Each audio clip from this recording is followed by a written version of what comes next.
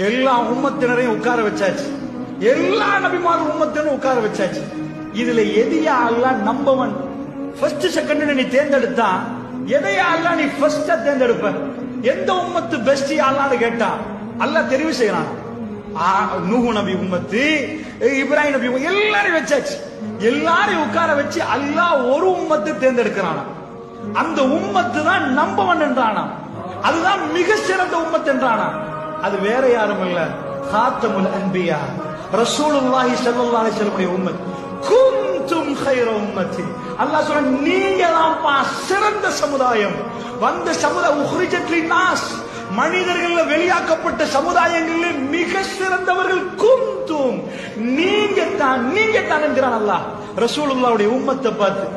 ஏன் யா அல்லாஹ் இவ்வளவு பேர் வந்தாங்க, நாங்க ஏன் சிறந்தவங்க யா அல்லாஹ்? இத்தனை உம்மத்தினர்ல எங்களை குவாலிஃபைட் ஆக்கி எங்களை சூஸ் பண்ண என்ன காரணம் யா அல்லாஹ்? தஅமுருன பில் மஅரூஃப் வ தன்ஹவுன அனில் முன்கர் வ துமினூன பில்லாஹ். நன்மையை ஏவுறீங்க, தீமையை தடுக்கிறீங்க, கண்ணும் காணாத மாதிரி நீங்க போகல, பிள்ளைன்னா நிக்கிறீங்க, சரி என்றா சொல்லி கொடுக்கறீங்க, இதுதான் நீங்க சொல்றீங்க. இந்த பிரச்சாரம்னால நீங்க சிறந்தவங்க.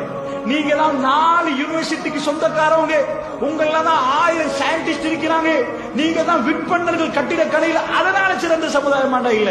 தஅமுருன பில் மஅரூஃப் வ தன்ஹவுன அனில் முன்கர், நன்மை ஏவுறீங்க, தீமையை தடுக்கிறீங்க.